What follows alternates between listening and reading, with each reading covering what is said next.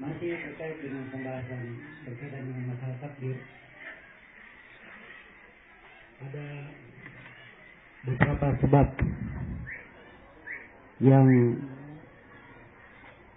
bisa menyebabkan seseorang itu tersesat di dalam pembahasan takdir. Ini sengaja saya ingatkan di sini agar supaya seseorang berwaspada dan berhati-hati, jangan masuk di dalamnya. Sebab ini di dalam sejarah orang-orang yang menyimpang di dalam masalah takdir karena terdapat pada mereka salah satu dari 4 sebab ini. Maka sebab yang pertama yang menyebabkan seseorang itu bisa menyimpang dan keluar dari jalan yang lurus berkaitan dengan masalah takdir adalah seorang yang mengkiaskan perbuatan Allah dengan perbuatan makhluk. Seorang yang mengkiaskan perbuatan Allah dan perbuatan makhluk dengan perbuatan makhluk. Ya. Jadi kadang ada seorang ketika berkata atau melihat sebuah perbuatan, ya, kalau dianggap itu jelek bagi makhluk, dianggap juga jelek bagi Allah Subhanahu wa ta'ala. Dan ini asal atau akar kesalahan, sehingga orang itu keliru di dalam memahami hal yang berkaitan dengan masalah takdir ini. Allah Subhanahu wa ta'ala tidak ditanya apa yang dia lakukan. Allah berfirman, la yus'alu anna yaf'al wa hum yus'alun. Allah tidak ditanya apa yang dia lakukan. Mereka lah makhluk, mereka lah manusia yang ditanya apa yang mereka perbuat. Maka tidak boleh mengkiaskan perbuatan makhluk atau perbuatan Allah dengan perbuatan makhluk. Ya. Dan ini termasuk kekeliruan kalau misalnya ada yang berkata kalau si hamba ini berbuat maksiat maka itu adalah kejelekan, berarti itu jelek juga bagi Allah. Ini mengkiaskan bukan pada tempatnya, sebab Allah tidak ditanya apa yang dia lakukan. Ya. Dan kias yang seperti inilah yang menyebabkan iblis itu tersesat. Jika dia diperintah untuk sujud kepada Adam, dia berdalil dengan kias bahwa saya lebih afdal daripada Adam. Saya dicipta dari api sedangkan Adam dicipta dari tanah. Ya. Kemudian sebab yang kedua yang menyebabkan seorang itu menyimpang dalam masalah takdir adalah dia terlalu banyak membicarakan perbuatan Allah Subhanahu wa ta'ala. Ya, terlalu banyak membicarakan perbuatan Allah Subhanahu wa ta'ala. Ya, tolong yang di bagian ibu-ibu jangan terlalu ribut suaranya. Anak-anak kecil yang main diatur. Ya. Ini masjid ya, masjid nggak boleh terlalu ramai. Nggak ada suara-suara pasar di masjid. Rasulullah SAW bersabda, "Iyyakum wa haysyatil aswaq." Hati-hati kalian dari suara-suara gaduh pasar dimasukkan ke masjid. Ya. Ini dari hal yang harus diperbaiki. Seorang yang membawa anaknya ke majelis ilmu adalah untuk dia didik dengan etika dan akhlak. Dia dudukkan di sampingnya agar supaya dia tahu bagaimana etika seorang penuntut ilmu. Tidak boleh ribut-ribut.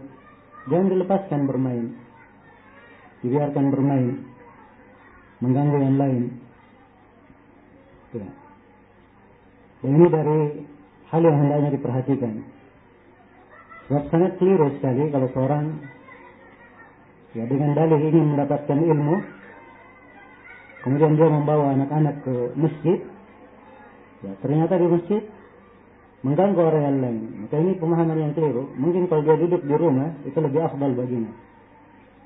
Lebih afdal baginya. agar supaya tidak mengganggu yang lainnya. Baik, jadi saya lanjutkan hal yang kedua dari hal yang menyebabkan seorang itu menyimpang dalam masalah takdir adalah terlalu banyak ikut membicarakan perbuatan Allah Subhanahu wa taala. Kalau Allah menakdirkan begini, dia tanya, kenapa ditakdirkan begini? Apa sebabnya ditakdirkan begini? Apa hikmahnya? Dan seterusnya. Ini adalah sumber kesesatan. Ini adalah sumber kesesatan yang disebutkan oleh Syekhul Islam Ibnu Taimiyah dalam ta'iyah beliau berkaitan dengan masalah takdir. Kata beliau rahimahullah, wa aslu dalalil khalqi min kulli firqatin wal khawdu bi fi'lil ilahi bi illati fa innahum lam yafhamu hikmatan lahu fasaru ala naw'in min al-jahiliyati. Kata beliau, dan akar kesesatan setiap kelompok yang menyimpang dari makhluk itu karena mereka larut tenggelam membicarakan sebab perbuatan Allah. Padahal mereka tidak memahami illah, tidak memahami hikmah dari perbuatan Allah itu. Akhirnya mereka berada di atas bentuk dari bentuk kejahiliaan. Orang-orang jahiliyah, mereka lah yang mempertanyakan dan mengingkari takdir. Ya.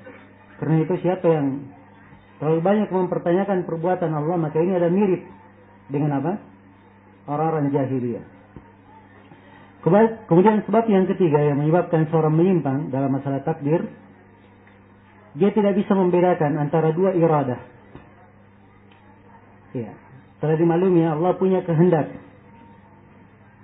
Dan segala yang ditakdirkan itu dengan kehendak, dengan iradah Allah Subhanahu wa taala. Maka di sini perlu saya terangkan bahwa iradah itu terbagi berapa? Terbagi dua. Ada iradah kauniyah, qadariyah, dan ada iradah syar'iyah, diniyah. Iya. Yang pertama adalah iradah kauniyah. Kehendak Allah al-kauni. Al-kauni itu artinya hal yang ditetapkan secara takdir.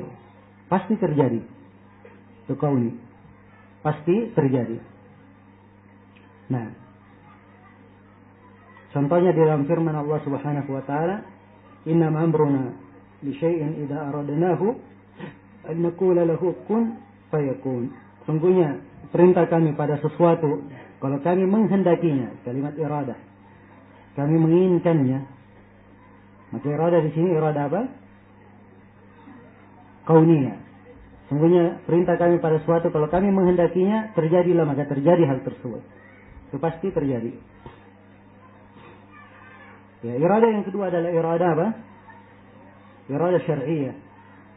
Dan iradah syar'iyah ini dia adalah kehendak Allah pada hal yang dicintai oleh Allah Subhanahu wa taala. Hal yang diperintah oleh Allah Subhanahu wa taala secara syariat. Secara syariat. Iya. Maka mungkin saya bisa berikan perbedaan antara iradah kauniyah dan iradah syar'iyah dari beberapa sisi.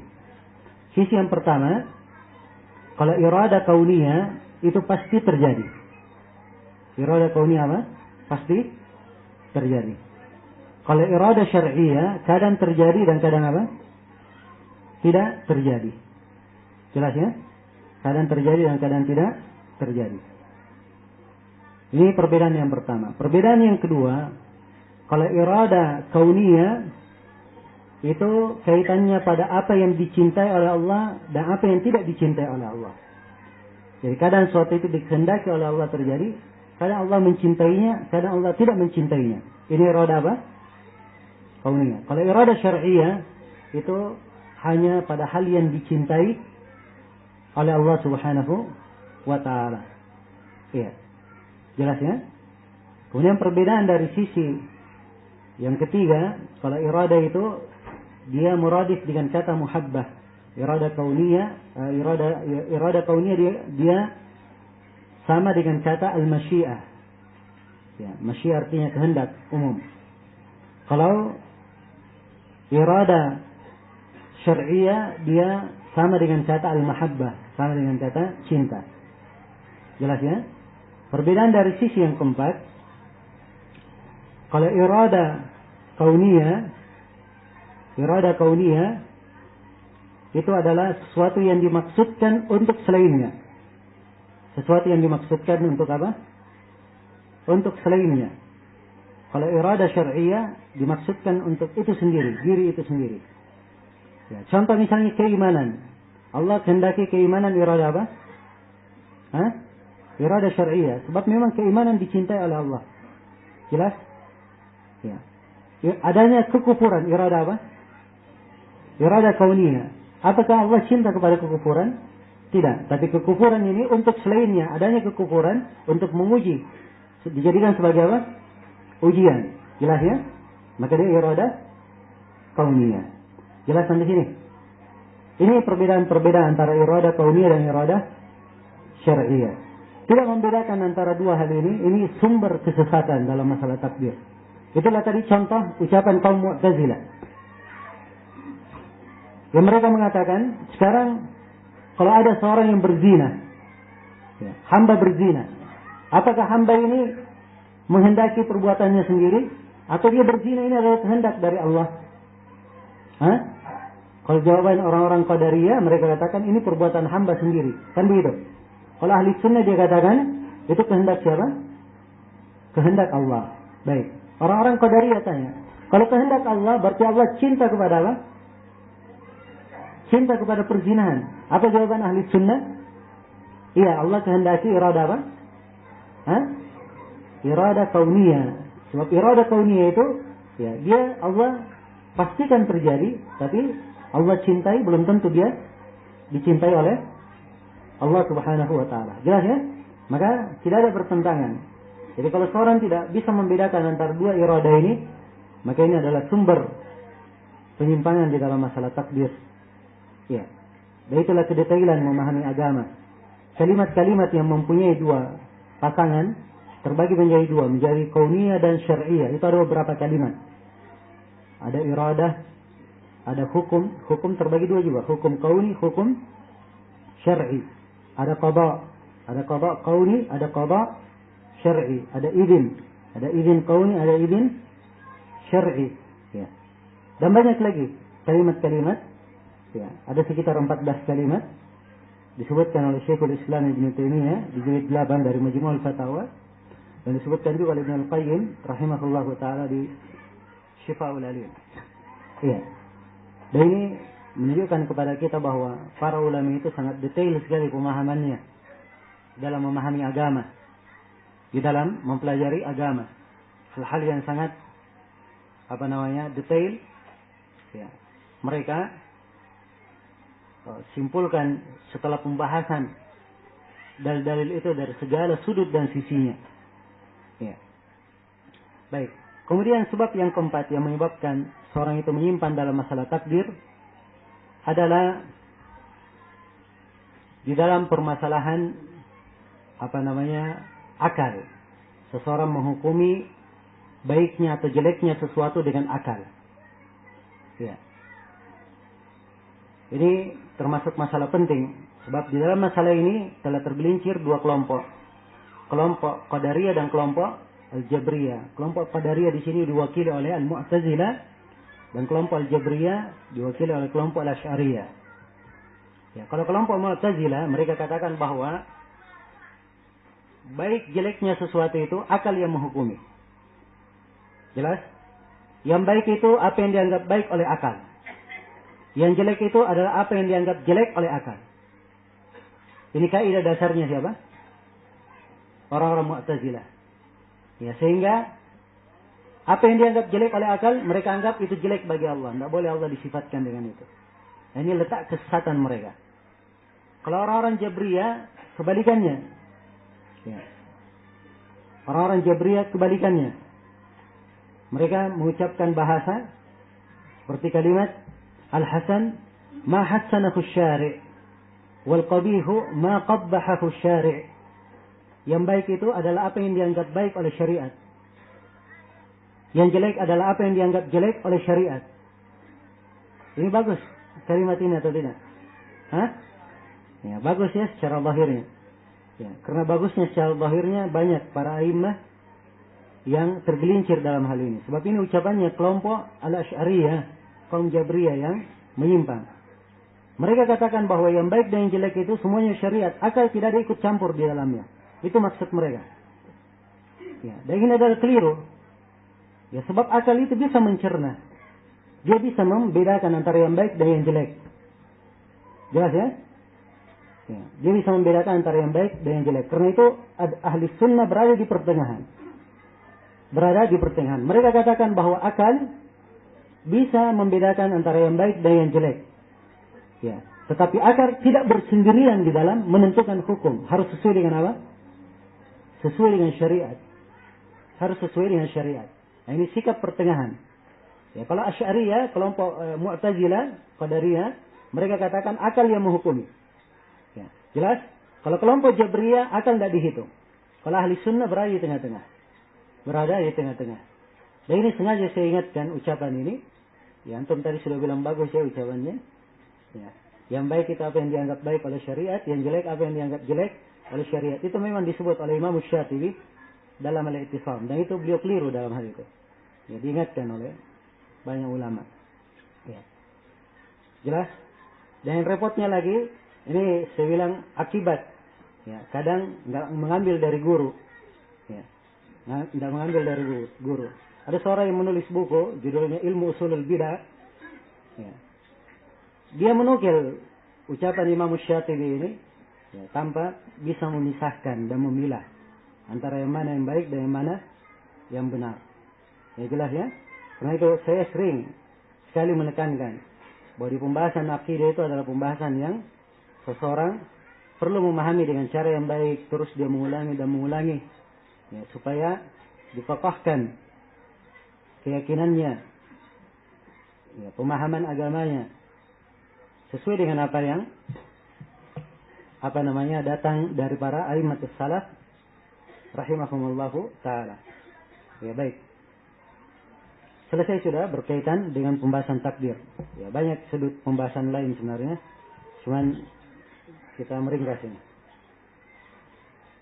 Baik, kata beliau rahimahullah, beliau berpindah ke pembahasan yang lain, masih berkait sebenarnya dengan takdir, cuman beliau menyinggung di sini tentang para malaikat. Kata beliau, khalaqal khalqa bi masyiatihi min ghairi hajatin kanat bih. Allah menciptakan makhluk dengan kehendaknya, tanpa ada keperluan terhadapnya. Ya, Allah Subhanahu wa taala Maha Kaya. Ya ayuhan nasu antumul fuqara'u ila Allah wallahu huwal ghaniyul hamid. Wahai sekalian manusia, kalianlah yang fakir kepada Allah. Adapun Allah, dia Maha Kaya, lagi Maha terpuji. Ya, Maha Kaya, Maha cukup, lagi Maha terpuji. Ya, Allah menciptakan makhluk, Allah menghendaki. Ya, tanpa ada keperluan hajat, ya, sehingga mereka diciptakan. Fakhalaqal malaika jami'an li ta'atihi wa jabalahum ala ibadatihi. Allah ciptakan para malaikat semuanya untuk taat kepadanya. Sebab para malaikat itu memang diciptakan untuk taat. Ya. La ya'tuna Allah ma amarahum wa yaf'aluna ma yu'marun. Mereka tidak bermaksiat kepada Allah dalam hal yang Allah perintah kepada mereka. Ya, dan mereka mengerjakan setiap perkara yang diperintah oleh Allah. Itu sifat malaikat, tidak pernah bermaksiat. Wa jabalahum ala ibadati. Mereka dibuat fitrahnya, dibuat tabiatnya di atas ibadah. Senang beribadah. Ya. Kemudian diterangkan malaikat itu. Bagaimana tugas-tugasnya. Dimaklumi ya bahwa malaikat itu dalam makhluk Allah terbuat dari apa? Dari cahaya. Sebagaimana dalam hadits riwayat Muslim. Terbuat dari cahaya. Ya. Dan mereka hanya taat kepada Allah Subhanahu wa taala. Ya, dan jumlah mereka tidak ada yang mengetahuinya kecuali Allah. Wala ya'lamu junuda rabbika illahu. Tidak ada yang mengetahui tentara Rabbmu kecuali Dia. Di Baitul Ma'mur setiap harinya masuk 70.000 malaikat. Ya, beribadah dan tidak keluar lagi selama-lamanya. Ya, subhanallah.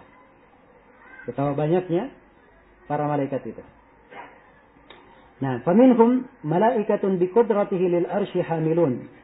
Ya, beliau terangkan di antara malaikat ada yang dengan kemampuannya, ya, kemampuannya mereka menyandang arsy Allah Subhanahu wa taala, memikul arsy Allah Subhanahu wa taala. Ada berapa malaikat yang memikul arsy? Hah? Ada 8 malaikat. Apa dalilnya? Ayat Al-Quran.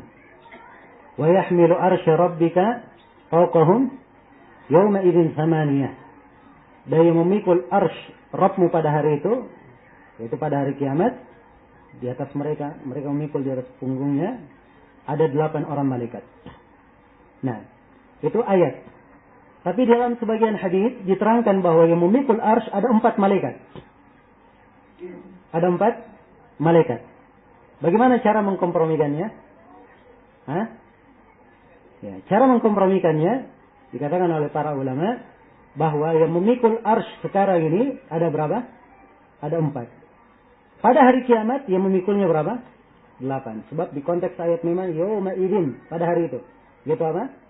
Hari kiamat. Ini cara mengkompromikannya. Ya, jelasnya? Kata beliau, wa ta'ifatun minhum haula arsyihi yusabbihun. Dari sekelompok dari malaikat, mereka berada di sekitar arsy bertasbih. Nah, mereka bertasbih. Ini dalilnya adalah firman Allah di surah Ghafir. Alladzina yahmiluna al-arsya wa man hawlahu yusabbihuna bihamdi rabbihim wa yu'minuna bih wa yastaghfiruna lilladzina amanu.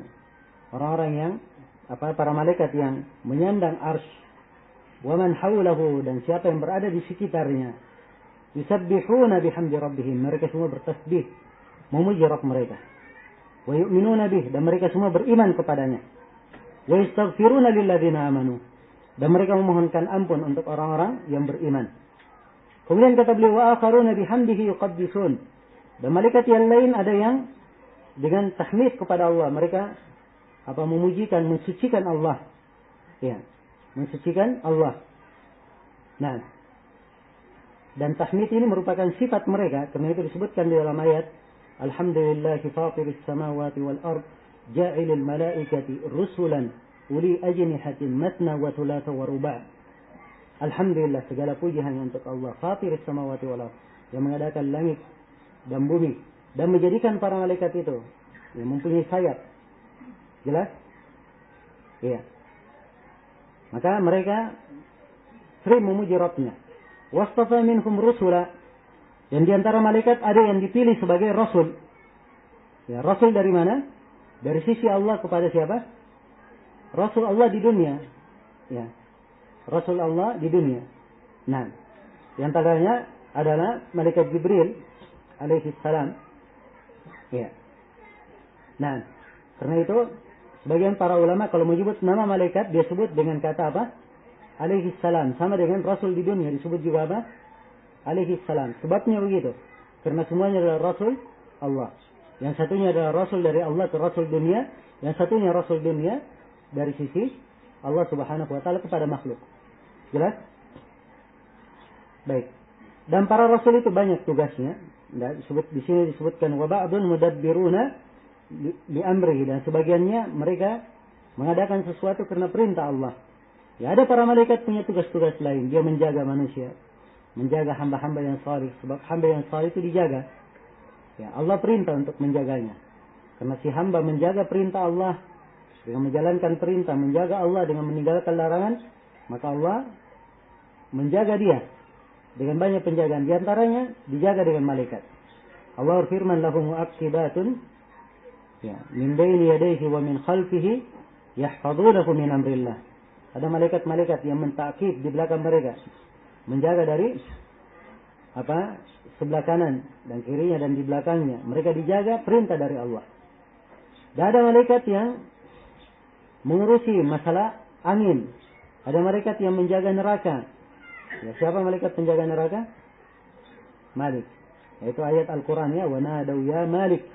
Dan mereka penduduk neraka berteriak, wahai Malik. Wa minhum, dan di antara mereka ada yang penjaga sorga. Ya, penjaga sorga. Ada penjaga laut, ada penjaga gunung, ya. Ada penjaga gunung, ya. Dan banyak lagi malaikat-malaikat itu. Jelas ya? Jadi semuanya dari keagungan Allah Subhanahu wa taala. Dan Allah telah menakdirkan, menciptakan mereka. Kemudian penulis menyatakan, melanjutkan, kata beliau, "Tsumma khalaqa Adama biyadihi wa askanahu jannatahu." Ya, wa qabla dhalika lil ardi khalaqahu wa nahahu 'an asy-syajarati qad nafida qada'uhu 'alayhi bi aklihi thumma batalahu bima nahahu anhu minha thumma sallata 'alayhi aduwwahu wa aghwahu 'alayha wa ja'ala aklahu laha ila al-ardi sababa fama wajada ila tarki akliha sabilan wala anhu laha madhhaba. Ya. Kata beliau, kemudian Allah menciptakan Adam dengan tangannya. Sebab Adam itu dicipta oleh Allah Subhanahu wa taala dari tanah. Ya. Langsung dengan tangan Allah. Allah yang menciptakannya. Ini wajib kita yakini dan kita imani. Sebab di dalam Al-Quran Allah menyatakan hal ini. Ya, Allah berfirman kepada iblis, "Malaka alla tasjuda lima khalaqtu biyadai." Wahai iblis, kenapa engkau tidak sujud kepada orang yang saya cipta dengan kedua tanganku? Ya. Nah, dan ini dari keutamaan Nabi Adam alaihissalam. Wa askanahu jannata. Kemudian Nabi Adam diperintah untuk tinggal di sorga. Nah, diperintah untuk tinggal di sorga. Iya. Wa qabla dzalika lil ardi khalaqah. Dan sebelum itu Allah telah menciptakan bumi. Ya. Wa nahahu 'anil syajarah. Dan sudah dilarang Nabi Adam, ya, untuk mendekati pohon. Pohon apa ini? Hah? Ya. Ada pohon. Nah, dilarang Nabi Adam mendekatinya. Ya, orang bilang pohon khuld. Ya. Jelas ya? Pohon khuld. Ya. Tapi penyebutan pohon khuld ini disebutkan di sebagian surah, di surah Taha. Ya. Apakah itu namanya atau sifatnya? Ya. Saya juga tidak mengerti. Perlu dibahas kembali, dilihat di penafsirannya. Nah, jadi Nabi Adam dilarang untuk mendekati pohon itu. Ya. Tapi telah berlalu ketentuan Allah bahwa Nabi Adam ditakdirkan dia akan apa? Akan memakan. Ya. Akan memakan dari buah itu, melanggar. Ya. Jelas? Summa batalahu bima nahahu anhu minha. Kemudian Allah akan menguji dia dengan apa yang dia dilarang dengannya. Ya. Kemudian Allah akan membuat iblis berkuasa terhadapnya dan menyesatkannya. Ya. Jelas ya? Sebab Nabi Adam alaihissalam, ya, beliau ditipu oleh iblis sehingga beliau pun memakannya. Ya, karena itu disebutkan dalam Al-Quran, "Fadallahuma bigurur." Maka keduanya pun ditipu. Ya. Dengan keduanya pun ditunjuki dengan tipuan. Ya, sebab iblis itu bersumpah, "Wa qasamahuma inni lakuma laminan nasihin." Ya, dia bersumpah kepada Adam dan Hawa bahwa saya ini adalah penasihat bagi kalian. Ya, sumpah iblis bahwa benar dia menasihati. Ini adalah pohon, kalau dia makan dia akan kekal. Ya, dia sebut begitu. Jelas ya? Baik, maka Nabi Adam pun tertipu, ya, oleh syaitan, disesatkan olehnya. Nah, kemudian penulis mengatakan, dan Adam memakan, ya, memakan dari buah-buahan ini atau dari pohon itu menjadi sebab dia dikeluarkan dari surga, diturunkan ke bumi. Itu menjadi sebab. Ya. Jelas? Dan ini menunjukkan bahwa segala sesuatu itu harus ada sebabnya. Ya, Nabi Adam ditakdirkan keluar dari surga, tapi tidak langsung keluar begitu saja. Tapi ada sebab yang menyebabkan dia Dia dikeluarkan, ya, dari surga. Nah, fama wajada ila tarki akliha sabila. Dia tidak akan mendapati jalan untuk tidak memakannya, dan tidak pula mendapati tempat untuk bisa menghindarinya. Ini sudah ketentuan yang Allah takdirkan. Ya, pasti terjadi, yang harus terjadi. Jelas ya? Baik. Iya.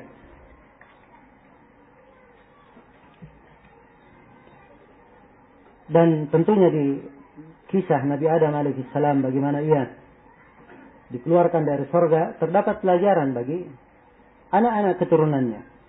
Ya, banyak pelajaran dan maslahat dari itu. Yang pertama, supaya diketahui akibat menyelisih perintah Allah. Ya, perhatikan bagaimana kesengsaraan yang didapati.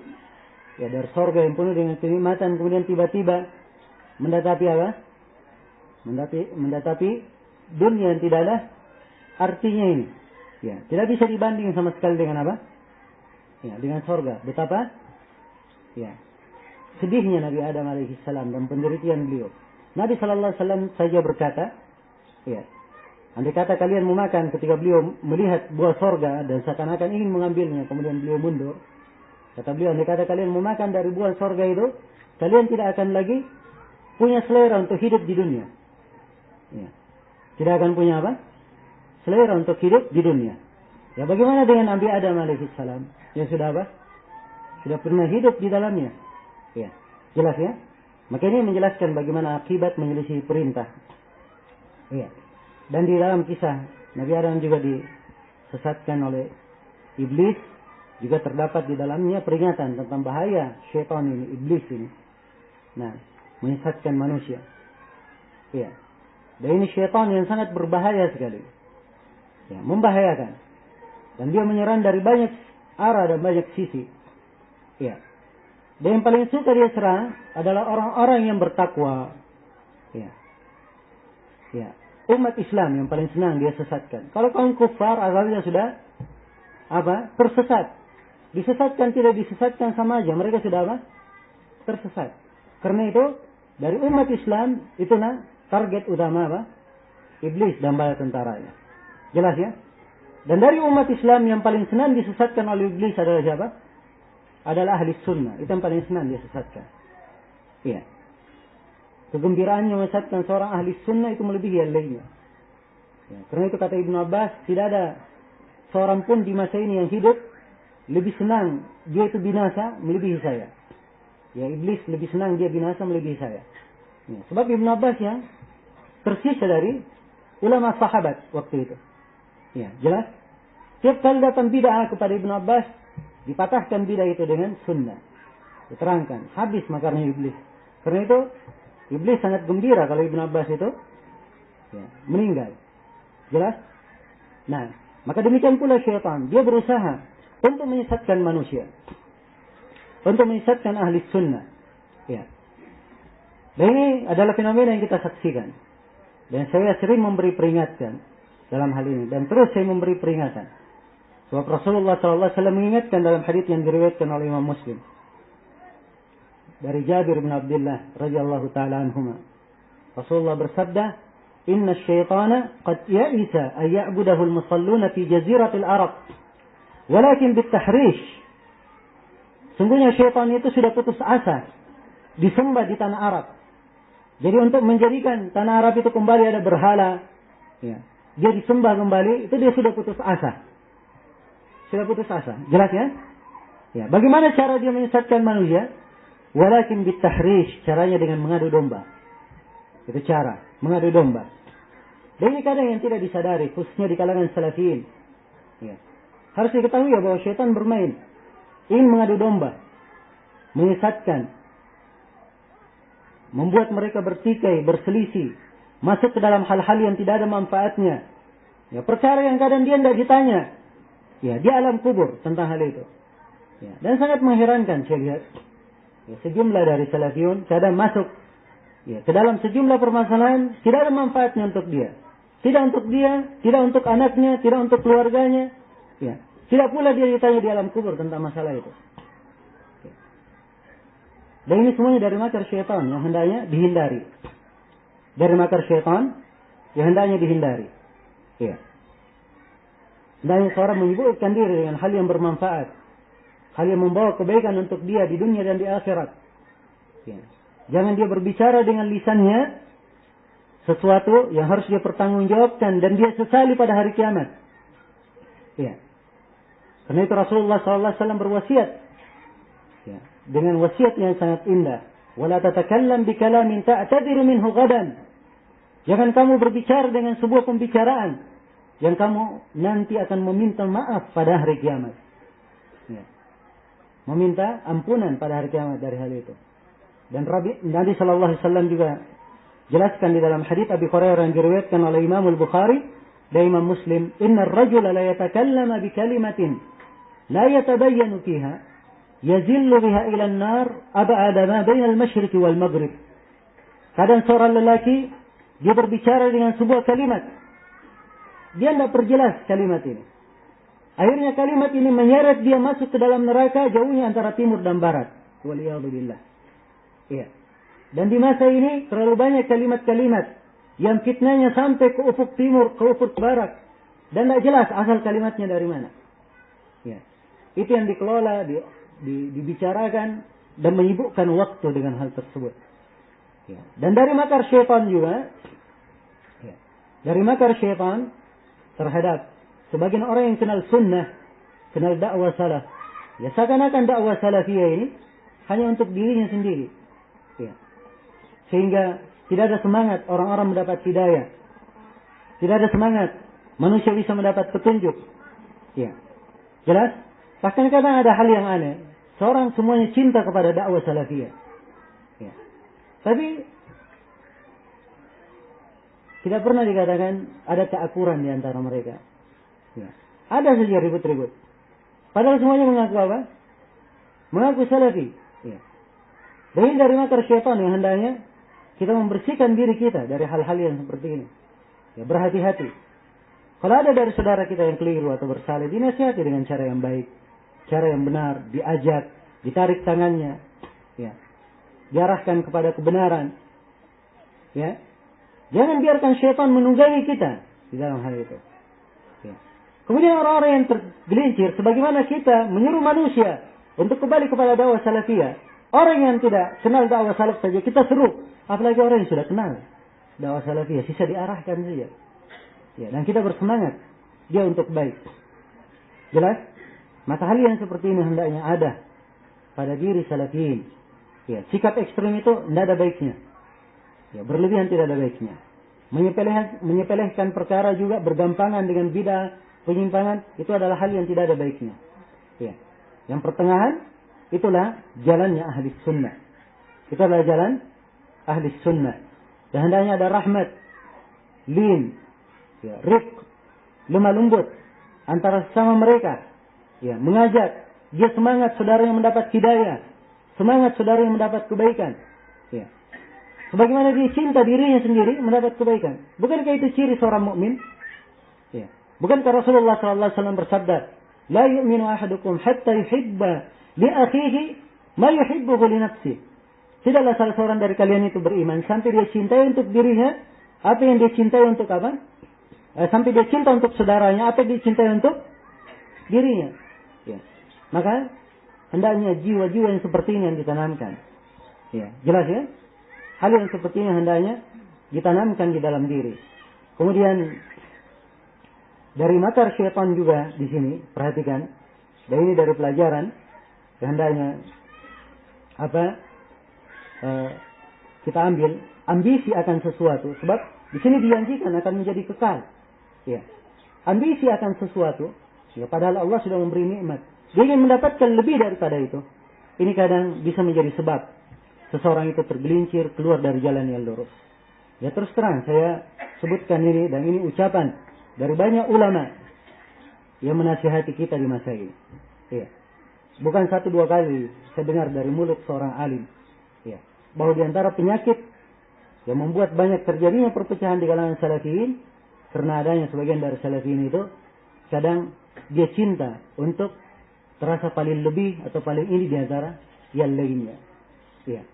Dan ini adalah hal yang tidak baik. Pertama harus diketahui bahwa keutamaan itu adalah milik Allah.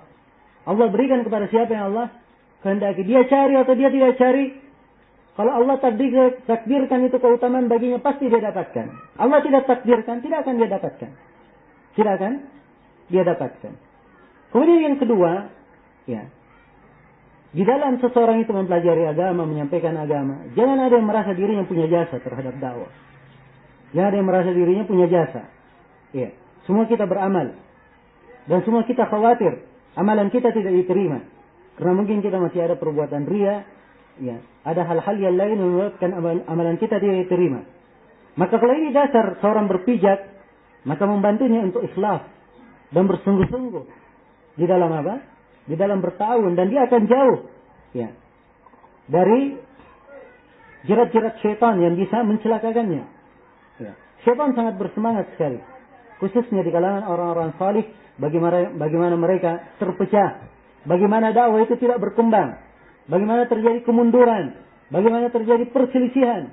Ya. Terjadi perselisihan dan perselisihan, akhirnya habis umur bertahun-tahun.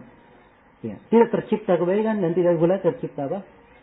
Hal yang membawa kebaikan untuk dirinya di dunia dan di akhirat. Karena itu ikhwani fillah, ya. Semangat itu sangat diperlukan untuk kembali kepada kebaikan. Semangat untuk mengajak manusia kepada hidayah. Ya. Mengajak manusia kepada hidayah. Kemudian hendaknya berhati-hati dari sebab-sebab yang saya terangkan tadi. Itu diantara makar-makar syaitan di dalam menyesatkan manusia. Kemudian kata penulis rahimahullah setelah beliau menjelaskan tentang kisah Nabi Adam alaihi salam, beliau berkata, "Tsumma khalaqa lil jannati min dzurriyyatihi ahlan, fahum bi amaliha bi masyiatihi amilun, wa bi qudratihi wa bi iradatihi yanfidun, wa khalaqa min dzurriyyatihi lin nari ahlan, fa khalaqa lahum a'yunan la yubsiruna biha, wa adhanan la yasma'una biha, wa quluban la yafqahuna biha, fahum bidzalika 'anil huda mahjubun." Wabi'amali ahli nari bisabiqi qadrihi ya'malun. Ya. Sebelum saya terjemah jumlah ini, saya ingin ingatkan bahwa apa yang saya nasihatkan tadi, ya, itu adalah nasihat yang pertama-tama saya arahkan kepada diri saya. Kemudian yang kedua, saya arahkan kepada seluruh ikhwah. Ya, siapapun, dan saya tidak ada melihat kepada sebuah perkara atau kejadian atau hal-hal apapun yang terjadi di kalangan ikhwah. Sebab ini adalah hal yang saya pahami banyak terjadi di banyak tempat. Ya. Dan ini adalah sebuah kewajiban nasihat. Untuk kita saling ingat mengingatkan. Untuk saling ingat mengingatkan. Ya. Dan sangat saya sayangkan kadang di sebagian tempat dakwah baru muncul. Ya, mungkin sebagian ikhwah kalau mau dihitung di sini pakai jari, ya, hanya beberapa orang. Itu pun antara mereka terjadi perselisihan, terjadi perpecahan. Ya. Ini mentahdir si itu mentahdir si ini. Ya. Kira-kira kapan dakwah akan berkembang? Hah? Kapan dakwah akan berkembang? Ya subhanallah. Ya. Nah, dan saya mendengar banyak teguran para ulama kita terhadap sejumlah kaum muslimin di daerah minoritas. Ya, bayangkan mereka muslim di daerah kafir, negeri kafir. Itu pun sibuk antara sama salafin, ribut mereka. Ya. Kira-kira mereka saja yang jumlahnya 0,001% mungkin. Ya. Mereka saja berselisih. Kira-kira bagaimana keadaannya? Ya. Jelas ya? Maka dari sini hendaknya setiap orang itu berpikir. Ya. Dan menanamkan dalam dirinya prinsip-prinsip salafi yang hakiki. Ya. Prinsip salafi hakiki itu yang pertama, dia semangat memperbaiki dirinya sendiri. Kemudian dia bersemangat memberi hidayah kepada orang lain. Kemudian prinsip salafi hakiki, dia menjadi sebab dalam kebaikan, bukan menjadi sebab dalam kejelekan, bukan menjadi sumber fitnah. Itu prinsip seorang salafi dimanapun dia berada. Ya. Kemudian prinsip seorang salafi adalah dia ikhlas di dalam setiap amalannya. Ya. Sebab memang dia hidup untuk beribadah. Kalau hidupnya dia tidak gunakan untuk Allah, berkorban untuk agama Allah, untuk apa lagi dia hidup? Ya. Sebab itu adalah ibadah yang dikehendaki dan ingin kita dapatkan, dan kita semua berharap semoga kita semua digolongkan oleh Allah Subhanahu wa taala termasuk orang-orang yang mendapat keutamaan di belakangnya. Ya. Kemudian di sini di pembahasan berikutnya beliau katakan, kemudian Allah menciptakan penduduk surga itu dari keturunan Nabi Adam. Maka mereka ini dengan amalan-amalan surga dengan kehendak Allah mereka melakukannya. Iya. Dengan amalan penduduk surga mereka melakukannya. Kalau memang dia penduduk surga, ya, penduduk surga dia beramal dengan amalan penduduk surga. Ya. Karena itu suatu hari Nabi ditanya oleh para sahabat, "Ya Rasulullah, bukankah segala sesuatu telah ditakdirkan?" Maka Nabi menjawab, "Iya." Maka sahabat ini menjawab, Fabimal amal. Kalau begitu untuk apa kita beramal? Maka kata Nabi sallallahu alaihi wasallam, "I'malu fa kullun muyassarun lima khuliqa lah." Beramallah kalian, sebab setiap orang akan dimudahkan. Sebab setiap orang akan dimudahkan untuk setiap orang akan dimudahkan untuk menuju kepada apa yang ia diciptakan karenanya. Dia akan dimudahkan menuju kepada takdirnya. Maksudnya kalau dia memang ditakdirkan penduduk surga, dari amalannya itu nampak dia dengan amalan penduduk apa? Penduduk surga. Ya. Kalau dia ditakdirkan dari penduduk neraka, dari amalannya kelihatan amalan apa? Penduduk neraka. Itu pun bukan hukum pasti, sebab Allah mempunyai kehendak dan Allah menentukan takdirnya. Tidak ada yang mengetahui takdir itu. Karena itu kadang ada yang beramal kejelekan, di akhirnya dia beramal kebaikan menjadi apa? Penduduk surga. Ada yang beramal kebaikan, tapi di akhirnya dia beramal dengan kejelekan. Kejelekannya ini menjadikan dia menjadi apa? Penduduk neraka, waliyadzubillah. Ya. Dan semoga Allah subhanahu wa ta'ala menunjukkan kepada kita semua jalan yang lurus dan mengokohkan kita semua di atas jalan yang lurus. Kemudian kata beliau, dan dengan kemampuan dan dengan takdir, kemampuan dan kehendaknya, yang sabun, mereka itu berjalan, itu berlalu pada mereka. Wa khalaqa min dzurriyyatihi lin-nari ahla. Dan Allah menciptakan penduduk neraka juga dari keturunan Nabi Adam. Ya, jadi penduduk surga, penduduk neraka itu sudah ditetapkan. Semuanya dari apa? Anak Adam. Nah, semuanya dari anak Adam. Dan suatu hal yang hendaknya sering dan senantiasa berada di lubuk hati seorang mukmin dan mukminah, harusnya berada di lubuk yang paling dalam. Rasulullah SAW pernah menyebutkan di dalam sebuah hadis yang diriwayatkan oleh Imam Al-Bukhari, Allah perintah untuk menjelaskan siapa yang dikirim ke neraka dari keturunan Adam. Maka dari setiap 1999 itu yang dikirim kepada apa? Ke neraka, waliyadzubillah. Jelas ya? Dari keturunan Nabi Adam alaihissalam. Dan ini hendaknya mengkhawatirkan bagi seorang hamba, sebab kebanyakannya adalah tidak di penghuni surga. Ya, tidak di penghuni surga. Itu pun kita bagi umat Islam, kita bergembira sebab Rasulullah SAW ya sangat berharap umat Islam itu lebih dari 1/2 penduduk surga. Lebih dari 1/2 penduduk surga. Kemudian kata beliau, fa khalaqa lahum a'yunan la yubsiruna biha. Maka penduduk neraka ini Allah ciptakan mereka, mata-mata mereka tidak bisa melihat dengannya. Buta. Ya, buta dari petunjuk. Nah, tidak bisa melihat. Tidak bisa melihat, tidak bisa mengambil pelajaran. Ya. Dan tanda-tanda Allah Subhanahu wa taala itu bisa dilihat dengan mata. Ya. Jelas? Bisa didengar dengan telinga. Nah, bisa dengar dengan telinga. Jadi, seorang hendaknya mengambil pelajaran. Mengambil pelajaran. Kalau dia tidak mengambil pelajaran, maka ini artinya hatinya buta. Karena itu digandengkan di sini oleh penulis. Ya. Penduduk neraka ini Allah ciptakan untuk mereka mata yang tidak bisa melihat, telinga yang tidak bisa mendengar, hati yang tidak bisa memahami. Hati yang tidak bisa memahami. Ya. Allah menjelaskan tentang umat yang telah lalu yang dibinasakan. Allah berfirman, "Faka'ayyin min qaryatin ahlaknaha wa hiya zalimah, fa hiya khawiyatun ala urushiha." وبئر معطلة وقصر مشيد أفلم يسيروا في الأرض فتكون لهم قلوب يفقهون بها وآذان يسمعون بها فإنها لا تعمى الأبصار ولكن تعمى القلوب التي في الصدور. Allah berfirman, betapa banyak dari negeri yang kami binasakan lantaran mereka berbuat zalim. Maka negeri-negeri ini engkau melihat atap-atap atau tembok rumah mereka sudah rubuh, ditutupi oleh atapnya. Ya. Dan betapa banyak dari negeri itu engkau melihat sumur. Bisa seorang itu minum, tapi sumurnya tidak terpakai lagi. Hancur sudah penduduk negeri itu. Dan betapa banyak dari negeri itu ada istana-istana yang tinggi, tapi tidak ada lagi penghuninya. Ya. Maka Allah berfirman, tidakkah mereka berjalan di atas muka bumi, melihat, mengambil pelajaran, sehingga mereka punya hati, mereka pakai memahami dengannya. Punya telinga, mereka mendengar dengannya. Akan tetapi, orang yang tidak mengambil pelajaran itu, itu tidak membudakan pandangan matanya. Pandangan mata memang tidak buta, tapi yang dia butakan adalah apa? Hati yang berada dalam dada. Dan ingat, kalau hatinya sudah buta di dunia, wal iyadu billah, di akhirat kelak dia lebih buta lagi dan dibangkitkan dalam keadaan buta. Ya, Allah berfirman, "Wa man kana fi hadhihi a'ma fa huwa fil akhirati a'ma wa adallu sabila."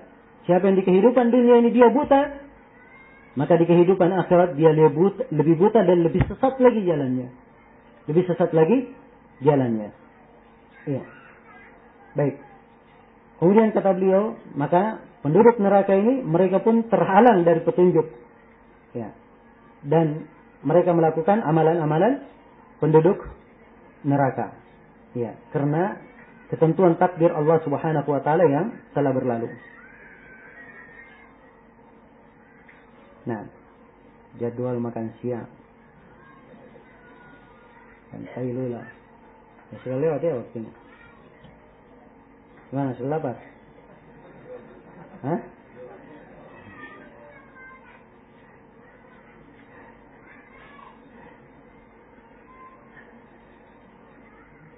Ya baik, kita istirahat aja dulu. Makan siang dulu. Ya. Saya nggak tahu apa hari ini ada materi lagi. Kalau enggak kita lanjutkan materi besok insya Allah. Cuman antara maghrib isya, so saya ada acara di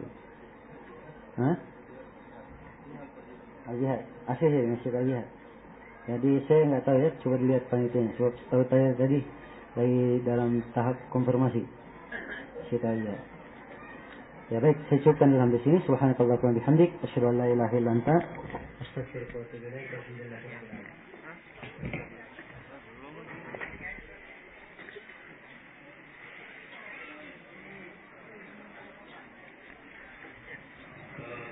Alhamdulillah.